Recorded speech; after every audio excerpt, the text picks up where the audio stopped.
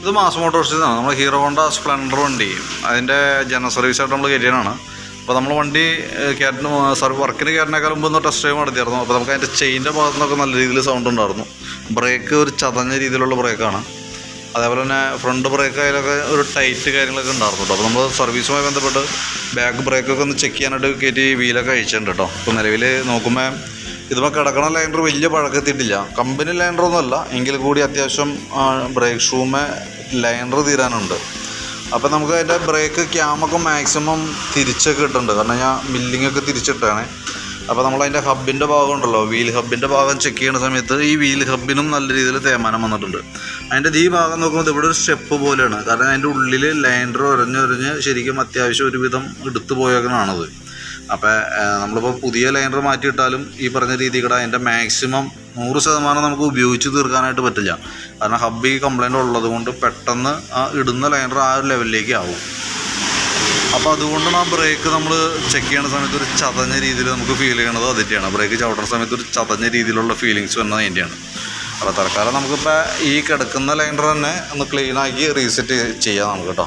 പിന്നെ വീലിൻ്റെ ഉള്ളിൽ തന്നെ വീൽ റബ്ബർ കട്ടകൾ മൊത്തം പൊട്ടിക്കിടക്കുന്നുണ്ട്. അത് നമുക്കൊന്ന് മാറ്റിയിടണം. ചെയിൻ ഓൾറെഡി നല്ല രീതിയിൽ ലൂസായിരുന്നു. അപ്പോൾ നമ്മൾ ടൈറ്റ് ചെയ്ത് കഴിഞ്ഞപ്പോൾ നമുക്ക് ആ വലിയ അടി മാറും. പക്ഷേ ഈ ബാക്ക് സൈഡിലുണ്ടല്ലോ ചെറുതായിട്ട് ചെയിൻ പിടിക്കാത്തൊരു സിറ്റുവേഷനൊക്കെ ഉണ്ട്.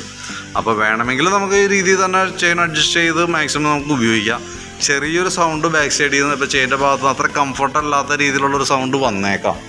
അപ്പോൾ മാക്സിമം ഉപയോഗിക്കുക. എന്തെങ്കിലും മഴയൊക്കെ ഉള്ളൂ. അപ്പോൾ അതിന് നല്ല അത്യാവശ്യം നല്ല ഓട്ടവും കാര്യങ്ങളൊക്കെ ഉണ്ടെങ്കിൽ നമുക്ക് മാറ്റിയാലാണ്. ഇപ്പോൾ ചെയിൻ സ്പോക്കറ്റ് മാറ്റി കളഞ്ഞാലാണ് 100% അത് പെർഫെക്റ്റ് എന്ന് പറയാൻ പറ്റുള്ളൂ കേട്ടോ.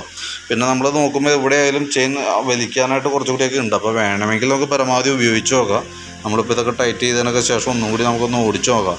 വലിയ കാര്യമായിട്ടുള്ള സൗണ്ട് കാര്യങ്ങളൊന്നും ഇല്ലയെന്നുണ്ടെങ്കിൽ നമുക്ക് ഇത് തന്നെ തൽക്കാലം കണ്ടിന്യൂ ചെയ്യാം. ഈ സ്പോക്കറ്റ് നോക്കിയിട്ട് ചെയ്താൽ മതി. കാരണം എന്തായാലും നമുക്ക് ചെയിൻ കുറേ കഴിയുമ്പോൾ ഒരു മഴയാണ്ട് കഴിഞ്ഞ് കിട്ടുകയാണെങ്കിൽ നമുക്ക് അത്ര ലൈഫ് കൂടുതൽ കിട്ടും ചെയിൻ്റെ കാര്യത്തിൽ. പിന്നെ അതിൻ്റെ എയർ ഫിൽറ്ററിൻ്റെ ഭാഗമൊക്കെ നമ്മൾ ചെക്ക് ചെയ്യാനായിട്ട് അഴിച്ചിട്ടുണ്ട്. എയർ ഫിൽറ്റർ ശരിക്കും പറഞ്ഞാൽ ഫോം ടൈപ്പ് ഫിൽറ്ററാണ് നമുക്ക് വരാം. അതൊക്കെ നമുക്ക് അതിൻ്റെ കാലാവധിയൊക്കെ കഴിഞ്ഞാണ്. പിന്നെ അതേപോലെ തന്നെ അതിൻ്റെ എയർ ഫിൽറ്റർ ഹോൾഡർ അതും ശരിക്കും തുരുമ്പ് കാര്യങ്ങളൊക്കെ ഉണ്ട്. കാരണം ഇത് കുറച്ച് ഒരു 8-10 ലെയറോളം നെറ്റ് മെഷ് പീസാണ് ഈ കാണുമ്പോൾ. അപ്പോൾ അതിൻ്റെ ഉള്ളിലൊക്കെ അത്യാവശ്യം നല്ല രീതിയിൽ തുരുമ്പ് കാര്യങ്ങളൊക്കെ ആയിട്ടുണ്ട്. അപ്പോൾ ശരിക്കും പറഞ്ഞാൽ എയർ ഫ്ലോ കുറയും അങ്ങനെ വരുമ്പോൾ. അപ്പോൾ എനിക്ക് തോന്നുന്നു ഇത് വലിയ കോസ്റ്റ്ലി അല്ല. നമുക്കൊരു 100 രൂപ 110 രൂപയൊക്കെ ഇതിന് റേറ്റ് വരുള്ളൂ. അപ്പോൾ എയർ ഫിൽറ്റർ മാറ്റുന്ന കൂട്ടത്തിൽ കൂടെ ഈ ഹോൾഡറും കൂടി ചേഞ്ച് ചെയ്തിട്ടാണെങ്കിൽ എയർ സർക്കുലേഷൻ പക്കയാവും. അപ്പോൾ നമുക്ക് അത്യാവശ്യം പെർഫോമൻസും കിട്ടും. മൈലേജിൻ്റെ കാര്യത്തിലൊക്കെ കുറച്ചും കൂടി ഗുണം കിട്ടും നമുക്ക് എന്തെങ്കിലും കേട്ടോ. പിന്നെ അതേപോലെ തന്നെ എഞ്ചിൻ ഓയിൽ മാറുന്നുണ്ട്. പിന്നെ ഫ്രണ്ട് സൈഡിലേക്ക് നമ്മൾ ചെക്ക് ചെയ്ത് വരുമ്പോഴത്തേക്ക് അതിൻ്റെ ഫ്രണ്ട് ബ്രേക്കിൻ്റെ കേബിളൊക്കെ ഓൾറെഡി ഔട്ടർ വലിഞ്ഞിട്ട് നമുക്കൊരു കറക്റ്റല്ല, ഒരു ക്ലിയർ അല്ല ബ്രേക്ക്. ഒരു ചതഞ്ഞ രീതിയിലുള്ള ബ്രേക്കാണ്. അതായത് ബ്രേക്ക് ജാം ആവുന്നൊരു ഫീലാണ്. അപ്പോൾ ആ ബ്രേക്ക് കേബിൾ നമ്മൾ മാറ്റിയിട്ട് ഈ ബ്രേക്ക് ക്യാമൊക്കെ ഒന്ന് അഴിച്ച് ഗ്രീസ് ചെയ്ത് റീസെറ്റ് ചെയ്യുകയാണെങ്കിൽ ആ ബ്രേക്കിൻ്റെ ഭാഗം പക്കയായിട്ട് ക്ലിയറായി പോയിക്കോളും. പിന്നെ സ്പീഡോമീറ്ററിൻ്റെ കേബിൾ നമുക്ക് വലിയ പ്രശ്നമില്ല. കംപ്ലൈൻറ്റ് വന്നേക്കണത് അതിൻ്റെ ഉള്ളിൽ വന്ന ക്രൗൺ പിനിയൻ സെറ്റാണ്. അതായത് പഴയ മോഡലാണ്. അതായത് മെറ്റലിൻ്റെ പിനിയനും പ്ലാസ്റ്റിക്കിൻ്റെ ക്രൗണാണ് വരാതിന്. അപ്പോൾ ഐറ്റം അവൈലബിൾ ആണോ എന്ന് നോക്കട്ടെ. അങ്ങനെയാണെന്നുണ്ടെങ്കിൽ അതൊക്കെ മാറ്റിയിടാണെങ്കിൽ നമുക്ക് മീറ്ററിൻ്റെ കേസ് വർക്കിംഗ് ആക്കി എടുക്കാനായിട്ട് സാധിക്കും കേട്ടോ.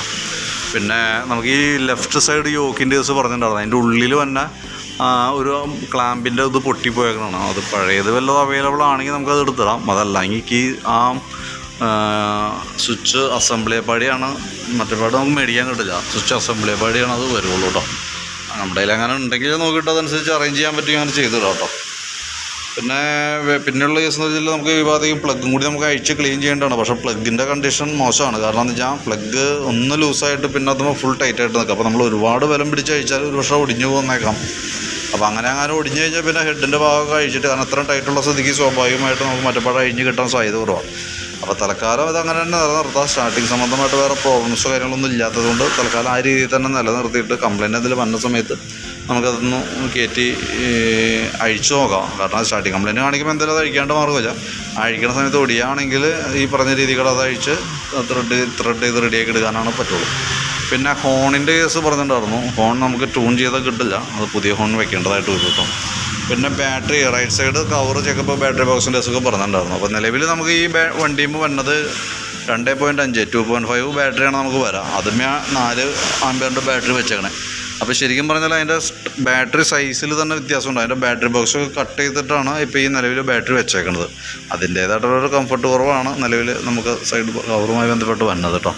പിന്നെ ഈ സൈഡിൽ വയറിങ്ങിൻ്റെ ഭാഗം ഇൻസുലേഷനൊക്കെ പോയി നിൽക്കുന്നുണ്ട്. അപ്പോൾ അതൊന്ന് ഇൻസുലേറ്റൊക്കെ ചെയ്ത് റെഡിയാക്കി ഇടാം. കാരണം അതല്ലെങ്കിൽ വണ്ടി സ്റ്റാർട്ടിങ് കംപ്ലയിൻറ്റ് പ്രോബ്ലം ഒക്കെ കാണിക്കാനായിട്ടുള്ള സാധ്യത നിലവിലുണ്ട്. പിന്നെ സൈഡ് കവറിൻ്റെ കേസ് പറഞ്ഞിട്ടുണ്ട്. അപ്പോൾ സൈഡ് കവർ നമുക്ക് 2 സൈഡും പൊട്ടിയേക്കാണ്, വേറെ ഓപ്ഷൻ ഇല്ല. നമുക്ക് അത് സൈഡ് കവർ മാറ്റി വയ്ക്കാനാണ് പറ്റുള്ളൂ കേട്ടോ. അതൊന്ന് നോക്കിയിട്ട് വലിയ എമൗണ്ട് ആണ്. ഞാനൊന്ന് അന്വേഷിച്ചിട്ട് നോക്കിയിട്ട് അതിൻ്റെ ഡീറ്റെയിൽസ് പറയാം. കാരണം ഈ സൈഡും ലെഗ് കടന്നു പോയേക്കാണ്, അടിയിലത്തെ ലോക്ക് പൊട്ടിപ്പോയേക്കണം. അപ്പോൾ നമുക്ക്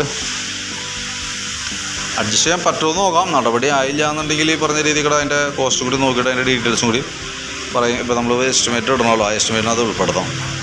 അപ്പോൾ തൽക്കാലം ഞാനിപ്പോൾ നിലവിൽ നമ്മളിപ്പോൾ ചെയ്യാൻ ഉദ്ദേശിക്കുന്ന വർക്കിൻ്റെ ഒരു എസ്റ്റിമേറ്റ് ഏകദേശം നോക്കിയിട്ട് അതിൻ്റെ ഡീറ്റെയിൽസ് ഒന്ന് വാട്സാപ്പിലേക്ക് ഇടാം. നോക്കിയിട്ടൊന്ന് റിപ്ലൈ ഇടണം കേട്ടോ.